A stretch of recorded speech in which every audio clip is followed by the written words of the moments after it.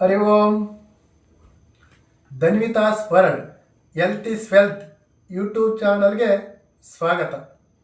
Channel ವೀಕ್ಷಿಸುತ್ತಿರುವ ಎಲ್ಲ ವೀಕ್ಷಕರಿಗೂ ಸಹ ನಮಸ್ಕಾರಗಳು. ಈ ದಿನ ಒಂದು ಪ್ರಾಣಾಯಾಮದ ಬಗ್ಗೆ ತಿಳಿಯೋದಕ್ಕೆ ಪ್ರಯತ್ನ ಮಾಡ್ತಾ ಹೋಗೋಣ.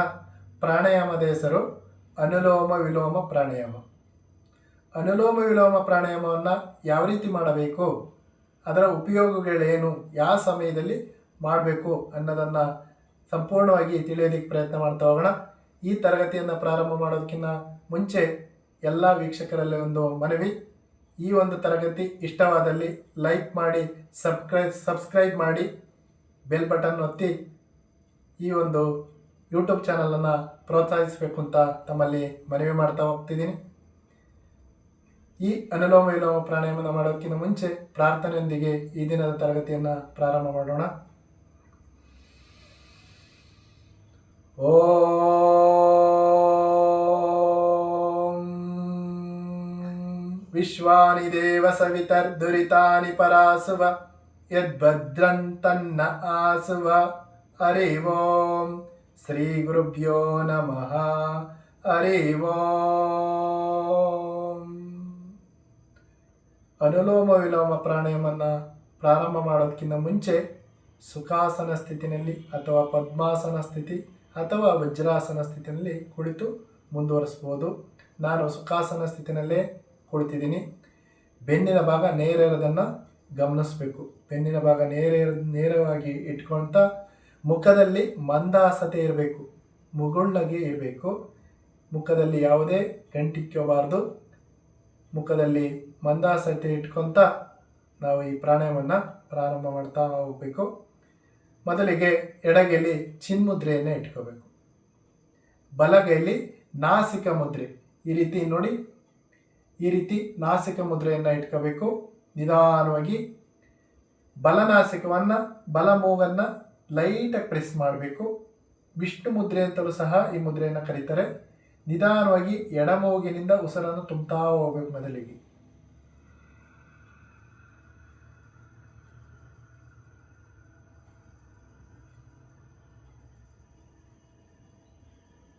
ಉಸಿರನ್ನು ಪೂರ್ಣ ರೀತಿಯಲ್ಲಿ ತುಂಬಿದ್ದೀನಿ. ನಿಧಾನವಾಗಿ ಎಡನಾಸಿಕವನ್ನು, ಎಡಮೂಗಿನನ್ನು ನಿಧಾನ ಲೈಟಾಗಿ ಪ್ರೆಸ್ ಮಾಡಿ ಬಲಮೂಗಿನಿಂದ ಉಸಿರನ್ನು ಹೊರಹಾಕಬೇಕು.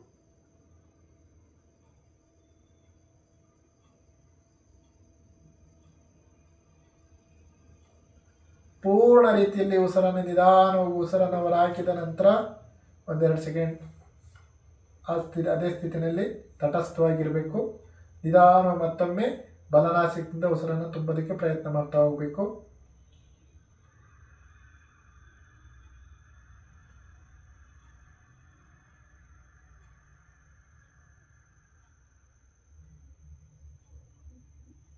ಬಲ ಮೂಗನ್ನು ನಿಧಾನ ಲೈಟಾಗಿ ಪ್ರೆಸ್ ಮಾಡಿ ತಗೊಂಡಂಥ ಉಸಿರನ್ನು ಎಡನಾಸಿಕದಿಂದ ಹೊರಹಾಕ್ತಾ ಹೋಗಬೇಕು.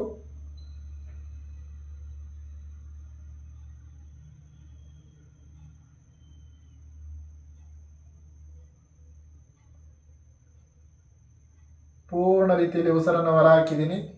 ಮತ್ತೊಮ್ಮೆ ಉಸಿರನ್ನು ತುಂಬ್ತಾ ಹೋಗಬೇಕು ಎಡಮೂಗಿನಿಂದ.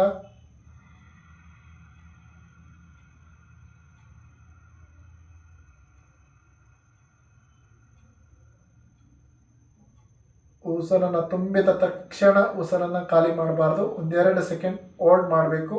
ತದನಂತರ ನಿಧಾನವಾಗಿ ಎಡಮೂಗನ್ನು ಲಾಕ್ ಮಾಡಿ ಬಲಮೂಗಿನಿಂದ ಉಸಿರನ್ನು ಖಾಲಿ ಮಾಡೋದಕ್ಕೆ ಪ್ರಯತ್ನ ಮಾಡ್ತಾ ಹೋಗಬೇಕು.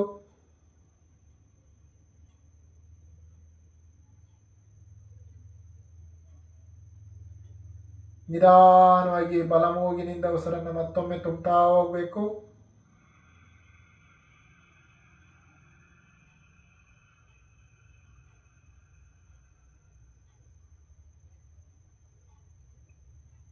ತಗೊಂಡಂಥ ಉಸಿರನ್ನು, ಶ್ವಾಸವನ್ನು ಎಡಮೂಗಿನಿಂದ ಖಾಲಿ ಮಾಡೋದಕ್ಕೆ ಪ್ರಯತ್ನ ಮಾಡ್ತಾ ಹೋಗಬೇಕು.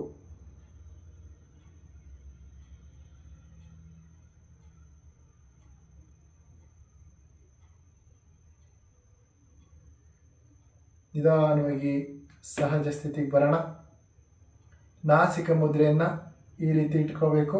ಈ ರೀತಿ ಇಟ್ಕೊಂಡ್ರೆ ಕೈ ಕೈ ನೋವು ಬಂದು ಈ ಪ್ರಾಣಾಯಾಮವನ್ನು ಹೆಚ್ಚು ಹೊತ್ತು ಮುಂದುವರಿಸೋದಕ್ಕೆ ಸಾಧ್ಯವಾಗೋದಿಲ್ಲ. ಆದ್ದರಿಂದ ಈ ರೀತಿಯೇ ಇಟ್ಕೊತ ಪ್ರಯತ್ನ ಮಾಡ್ತಾ ಮುಂದುವರಿಸ್ತಾ ಹೋಗಬೇಕು. ನಾವು ಉದಾಹರಣೆಗೆ 4 ಸೆಕೆಂಡ್ ಉಸಿರನ್ನು ಪೂರ್ಣ ರೀತಿಯಲ್ಲಿ ತುಂಬಿದರೆ 2 ಸೆಕೆಂಡ್ ಹೋಲ್ಡ್ ಮಾಡಬೇಕು ಉಸಿರನ್ನು. ಇನ್ನೊಂದು ಮೂಗಿನಿಂದ ಉಸಿರನ್ನು ಖಾಲಿ ಮಾಡುವ ಸಂದರ್ಭದಲ್ಲಿ 6 ಸೆಕೆಂಡುಗಳ ಕಾಲ ಉಸಿರನ್ನು ಹೊರಹಾಕಬೇಕು. ಅಂದರೆ ಉಸಿರನ್ನು ತಗೊಂಡ ಸಮಯಕ್ಕಿಂತ ಹೆಚ್ಚಿನ ಸಮಯವನ್ನು ಕೊಡ್ತಾ ಉಸಿರನ್ನು ಖಾಲಿ ಮಾಡೋದಕ್ಕೆ ಪ್ರಯತ್ನ ಮಾಡ್ತಾ ಹೋಗಬೇಕು. ಈ ಒಂದು ಪ್ರಾಣಾಯಾಮನ ಮಾಡಬೇಕಾದ್ರೆ ಯಾವುದೇ ಗಡಿಬಿಡಿ ಮಾಡ್ತಾ ಅವಸರ ಮಾಡ್ತಾ ಈ ಪ್ರಾಣಾಯಾಮವನ್ನು ಮಾಡಬಾರ್ದು. ನಿಧಾನವಾಗಿ ಉಸಿರನ್ನು ತುಂಬಿ ಎಷ್ಟು ಸಾಧ್ಯ ಅಷ್ಟು ಉಸಿರನ್ನು ತುಂಬಬೇಕು. ತದನಂತರ ಪೂರ್ಣ ರೀತಿಯಲ್ಲಿ ಇನ್ನೊಂದು ಮೂಗಿನ ಉಸಿರನ್ನು ಖಾಲಿ ಮಾಡಿ ಅದೇ ಮೂಗಿನಿಂದ ಉಸಿರನ್ನು ತುಂಬಿ ಮತ್ತೊಂದು ಮೂಗಿನಿಂದ ಉಸಿರನ್ನು ಖಾಲಿ ಮಾಡ್ತಾ ಮುಂದುವರಿಸ್ತಾ ಹೋಗಬೇಕು. ತುಂಬ ಸುಲಭವಾದ ಪ್ರಾಣಾಯಾಮ. ಪ್ರಾರಂಭದಲ್ಲಿ ಎಡಮೂಗಿನಿಂದಲೇ ಉಸಿರನ್ನು ತಗೊಳ್ಳೋದಕ್ಕೆ ಪ್ರಯತ್ನ ಮಾಡ್ತಾ ಹೋಗಬೇಕು. ಕೊನೆಗೊಳಿಸ್ಬೇಕಾದ್ರೂ ಸಹ ಎಡಮೂಗಿನಿಂದಲೇ ಉಸಿರನ್ನು ಖಾಲಿ ಮಾಡಿ ಸಹಜ ಸ್ಥಿತಿಗೆ ಬರೋದಕ್ಕೆ ಪ್ರಯತ್ನ ಮಾಡ್ತಾ ಹೋಗಬೇಕು. ಕನಿಷ್ಠ 10ರಿಂದ 15 ನಿಮಿಷ ಈ ಪ್ರಾಣಾಯಾಮವನ್ನು ಪ್ರತಿನಿತ್ಯ ಬೆಳಿಗ್ಗೆ ಮತ್ತು ಸಂಜೆ ಸಮಯದಲ್ಲಿ ಮುಂದುವರಿಸ್ತಾ ಹೋಗ್ಬೋದು. ಮಧ್ಯಾಹ್ನವೂ ಸಹ ಮುಂದುವರಿಸ್ತಾ ಹೋಗ್ಬೋದು. ಆದರೆ ಹೊಟ್ಟೆ ಭಾಗ ಖಾಲಿ ಇರಬೇಕು.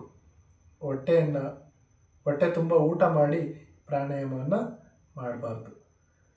ಸಹಜವಾಗಿ ಕಣ್ಣುಗಳನ್ನು ಹಗುರವಾಗಿ ಮುಚ್ಚಿ ಮುಖದಲ್ಲಿ ಮಂದಹಾಸತೆ ಇಟ್ಕೊತ ಈ ಪ್ರಾಣಾಯಾಮವನ್ನು ಮುಂದುವರಿಸ್ತಾ ಹೋಗಬೇಕು.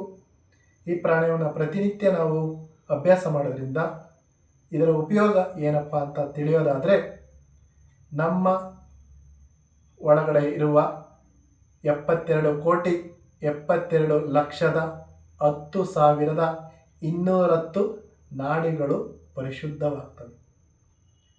ಜೊತೆಗೆ ನರು ಸಮಸ್ಯೆಗಳು ಕ್ಲಿಯರ್ ಆಗುತ್ತೆ. ಯಾವುದೇ ಸಮಸ್ಯೆ ಇರೋದಿಲ್ಲ. ನರಗಳ ಸಮಸ್ಯೆಗಳು ಇರೋದಿಲ್ಲ. ಶ್ವಾಸಕೋಶದ ಸಮಸ್ಯೆಗಳನ್ನು ದೂರ ಮಾಡ್ಬೋದು. ಕೆಮ್ಮು, ನೆಗಡೆ, ಕಫ ಇಂತಹ ಸಮಸ್ಯೆಗಳಿಂದ ದೂರ ಇರ್ಬೋದು. ಹಾರ್ಮೋನ್ಗಳೆಲ್ಲ ಆಗುವ ಒಂದು ಸಮಸ್ಯೆಗಳನ್ನು ನಿವಾರಣೆ ಮಾಡ್ತಾ ಹೋಗ್ಬೋದು. ಜೊತೆಗೆ ತುಂಬ ಮುಖ್ಯವಾದ ವಿಚಾರ ಏನಪ್ಪ ಅಂದರೆ, ಅರ್ಧ ತಲೆನೋವು ಸಮಸ್ಯೆ ಯಾರಿಗೆ ಇರುತ್ತೆ ಅಂಥವರು ಈ ಒಂದು ಪ್ರಾಣಾಯಾಮವನ್ನು ಪ್ರತಿನಿತ್ಯ ನಾವು ಅಭ್ಯಾಸ ಮಾಡೋದ್ರಿಂದ ಅರ್ಧ ತಲೆನೋವು ಸಮಸ್ಯೆಯಿಂದ ದೂರ ಇರ್ಬೋದು, ತಲೆನೋವು ಸಮಸ್ಯೆಯಿಂದ ದೂರ ಇರ್ಬೋದು. ಜೊತೆಗೆ ಮೆದುಳಿನ ಭಾಗದಲ್ಲಿರುವ ಸಮಸ್ಯೆಗಳನ್ನು ನಿವಾರಣೆ ಮಾಡ್ತಾ ಹೋಗ್ಬೋದು. ಬಂಜೆತನ ಸಮಸ್ಯೆಯಿಂದ ದೂರ ಇರ್ಬೋದು. ಕೆಮ್ಮು, ನೆಗಡೆ, ಶೀತ ಇಂತಹ ಸಮಸ್ಯೆಗಳಿಂದ ದೂರ ಇರೋದ್ರ ಜೊತೆಗೆ IBP ಸಮಸ್ಯೆ, ಲೋ BP ಸಮಸ್ಯೆಗಳನ್ನು ಸಹ ನಿವಾರಣೆ ಮಾಡ್ತಾ ಹೋಗ್ಬೋದು. ನಮ್ಮ ಮನಸ್ಸಿನಲ್ಲಿ ಏಕಾಗ್ರ ಚಿತ್ತವನ್ನು ಹೆಚ್ಚು ಮಾಡ್ಕೊಳ್ಳೋದಕ್ಕೆ ಅತ್ಯಂತ ಸಹಕಾರಿಯಾಗುವ ಪ್ರಾಣಾಯಾಮ.